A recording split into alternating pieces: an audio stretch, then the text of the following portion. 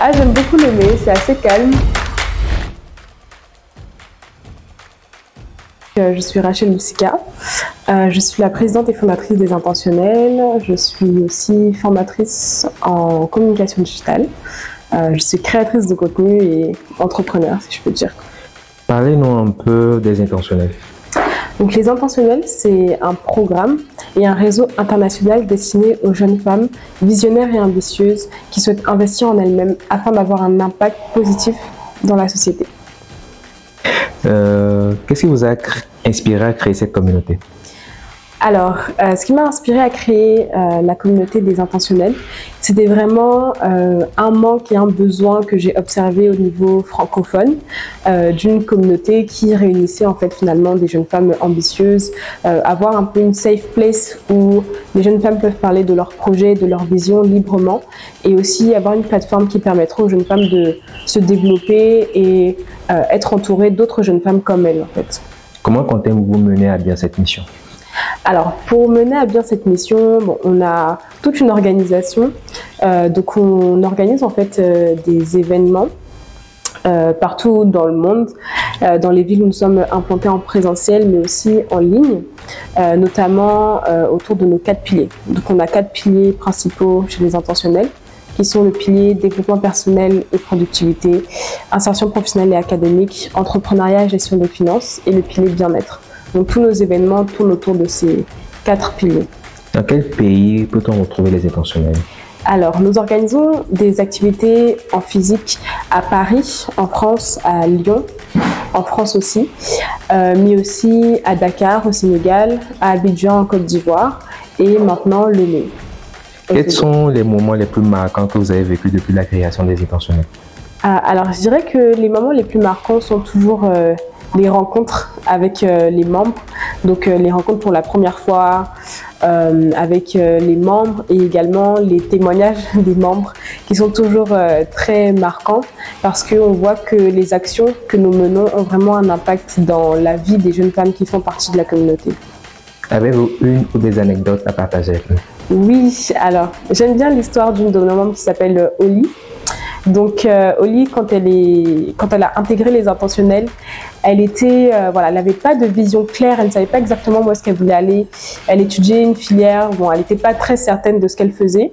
Et donc avec tous les exercices que nous avons eu, toutes les interventions que nous avons eues autour par exemple de la vision, du développement personnel, ça lui a permis de savoir plus clairement ce qu'elle voulait faire de sa vie professionnelle et entrepreneuriale et personnelle également. Et donc, j'ai beaucoup aimé parce qu'elle était vraiment dans l'action. Donc, aussitôt que nous avons fait les différents exercices, elle savait clairement ce qu'elle voulait faire. Et directement dans la même année, elle a commencé une formation. Et en 1 an, en fait, elle passe sa certification pour la fin de l'année pour être... c'est esthéticienne qu'elle voulait faire. Donc, elle voulait ouvrir un salon et tout. Et donc là, elle a passé déjà même son test. Donc, voilà, c'est assez marquant. Comment en 1 an, une personne peut évoluer en partant de plusieurs masterclass ou événements que nous avons organisés. Donnez-nous un aperçu de l'expérience et ce qu'il en est exactement. Ok, donc pour les masterclass, on a l'habitude de recevoir en fait des experts dans leur domaine par rapport au pilier dans lequel on est, sachant qu'on fait un pilier par trimestre. Donc lorsqu'on est dans un trimestre, on va recevoir différents experts pour un sujet en particulier. Donc ça c'est pour surtout les masterclass et les conférences. Donc on a l'habitude de les faire en ligne mais aussi en présentiel. Ensuite, pour les sessions de travail et cerveau collectif. Alors, les sessions de travail sont vraiment des sessions où nous allons travailler sur un sujet particulier. Donc, ça peut être de manière individuelle. Donc, au début, chacune va dire un sujet sur lequel elle va travailler. Et donc, on va être concentré pendant 1h30, 2 heures. Et à la fin, chacun fait un compte rendu de son avancement.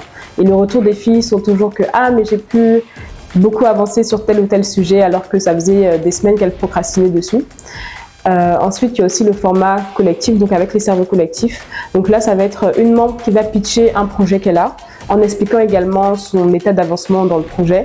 Et puis, tous les membres qui sont présents, par rapport à leur expertise, vont apporter des billes pour lui permettre de faire évoluer son projet. Donc, du coup, c'est un moyen de vraiment permettre à chacune de travailler sur leur projet. Comment parvenez-vous à connecter toutes ces différentes cultures dans une certaine cohésion au sein de la communauté? Mais en fait, on est toutes réunies autour de valeurs communes, en fait, à savoir la vision, le leadership et l'ambition également, en fait. Donc, on a toutes ces valeurs communes qui nous réunissent et on veut toutes grandir, avancer et avoir un impact positif, en fait, dans notre environnement. Et donc, quand on a forcément un but commun, des valeurs communes, c'est plus facile d'avancer ensemble en harmonie parce qu'on est toutes là pour les mêmes choses. Et après, il y a aussi le fait que beaucoup de nos membres nous font part que précédemment, dans leur environnement direct, dans leur environnement naturel, elles n'ont pas cet espace d'échange où elles peuvent librement parler de leurs ambitions, librement parler de leur vision, aussi grands leurs objectifs soient-ils. Donc, le fait d'avoir les intentionnels et ces espaces d'échange, ça leur permet justement de libérer la parole par rapport à ça, de penser grand, d'être inspiré aussi par leurs voisines et se dire ok, tel intentionnel, elle a tel projet, donc moi aussi je peux réussir à faire ça, etc. Donc c'est aussi une réponse à un besoin qui fait que les filles sont là et elles-mêmes veulent se connecter entre elles.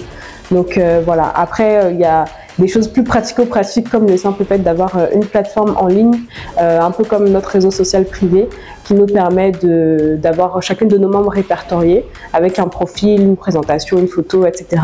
Et on peut interagir, on peut s'écrire en message privé, on peut faire des posts un peu comme un feed d'Instagram ou Facebook et ça facilite aussi les échanges. Des défis, des challenges, des difficultés rencontrées? Alors, je dirais que c'est plus au niveau personnel. Donc, en tant que présidente et fondatrice, l'un des plus grands défis a été vraiment de faire face à la croissance rapide qu'on n'avait pas forcément anticipée parce qu'au départ, l'objectif était d'être 20 jeunes femmes. Or, on a atteint cet objectif-là en moins de 48 heures de communication. Donc, du coup, on a dû se réadapter et augmenter, on va dire, le nombre de personnes qu'on pouvait recevoir lors de la première année de lancement. Donc, du coup, on a étendu ce chiffre jusqu'à 60. Donc, la première promotion, on a été 60 jeunes femmes, 60 adhérentes. Et là, pour cette année, on a eu plus de 90 nouvelles adhérentes. Donc, on est actuellement une communauté de plus de 150 membres qui sont réunis. Donc, il fallait gérer aussi toute cette croissance, développer à mon niveau mon management, mon leadership, donc vraiment gérer les équipes, etc. Donc, ça aussi, c'est un challenge quotidien, on va dire. Quelles sont les nationalités qui s'y retrouvent? Bon, on a vraiment de tout. Donc, on a des Togolaises, des Ivoiriennes, des Sénégalaises, des Gabonaises, des Françaises. On a des membres aussi qui sont au Canada, aux États-Unis. On a vraiment de tout, en fait, de toutes les nationalités. Et voilà, donc c'est vraiment l'aspect réseau international qui est aussi intéressant avec les membres. Est-ce que vous envisagez d'étendre les activités des intentionnels à d'autres régions ou pays? Oui, c'est vraiment l'idéal. Donc actuellement, on est présent dans 5 pays pour les activités en présentiel. Et l'idée, ça serait d'être présent dans un maximum de villes, surtout conquérir un peu l'Afrique centrale où on n'est pas encore présent pour le moment en physique. Donc ça serait vraiment l'idéal que de s'étendre également sur le continent américain, donc au Canada, aux États-Unis, etc. Comment espérez-vous justement faire évoluer dans les années à venir les intentionnels? Alors l'idée, ça serait vraiment de développer beaucoup de communautés, on va dire locales, de s'implanter également dans les universités, donc avoir des extensions au sein même des universités pour aller vraiment trouver les jeunes femmes là où elles sont, et vraiment aussi dans les lycées, travailler aussi en collaboration avec les États, les institutions nationales pour pouvoir avoir un impact toujours plus grand. Vous séjournez actuellement à Lomé. Comment vous vivez l'ambiance justement du pays? J'aime beaucoup Lomé, c'est assez calme. On se sent bien, c'est paisible, donc j'aime beaucoup. Les branches, les masterclass et les sessions de travail, on en parle? Oui, alors donc chez les intentionnels, on a plusieurs événements de manière assez régulière. Donc c'est vraiment un programme dans le sens où on essaie d'apporter un maximum de contenu et de sessions où les jeunes femmes peuvent se réunir. Donc premièrement, il y a les sessions de travail que nous organisons de façon hebdomadaire. Donc c'est vraiment pour développer l'habitude de travailler sur ces projets, sur les sujets qui sont importants pour nous. Donc du coup, c'est tous les lundis soirs. Ensuite, on a les masterclass. Pareil, c'est de façon hebdomadaire pour avoir vraiment de la régularité, un maximum de contenu pour que les filles puissent vraiment investir en elles. Donc chez les intentionnels, intentionnel, le fait d'investir en soi, c'est vraiment quelque chose qui est important parce qu'on est notre meilleure ressource en fait.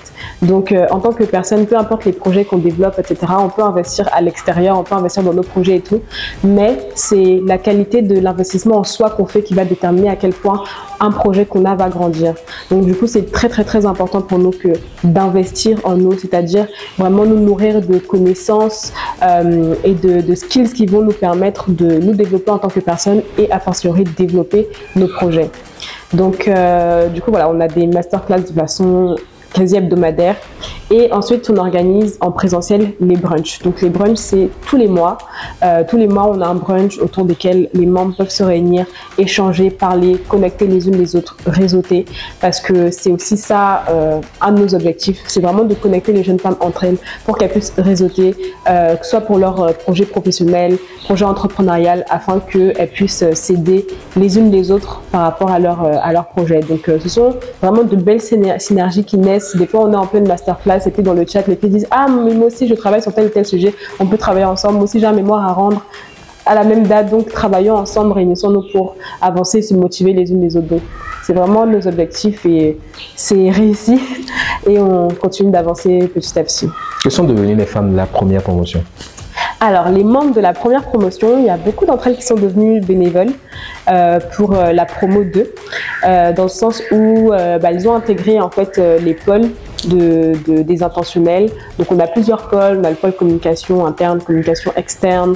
On a également l'organisation des événements. Donc, du coup, chacune a voulu apporter sa pierre à l'édifice.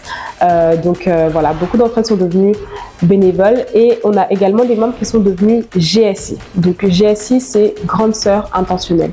Donc pour cette deuxième promo, on a créé un système de mentorat avec les membres qui ont déjà fait le programme de la première année pour que justement les membres de la deuxième année puissent avoir, on va dire, une intentionnelle à qui elles peuvent poser des questions par rapport à ce qu'on fait, par rapport aux activités, ou même de manière générale s'assurer du suivi de chacune des membres, qu'elles sont bien là, qu'elles suivent le programme, etc. Et ça fait aussi des mini-groupes d'échange en fait au sein de la communauté, parce que plus on grandit en membres, plus certaines peuvent se sentir un petit peu noyées ou une membre parmi tant d'autres, et c'est pas forcément ce qu'on veut. Ce qu'on souhaite, c'est que chacune puisse se sentir intégrée. Donc voilà, les GSI sont là pour ça.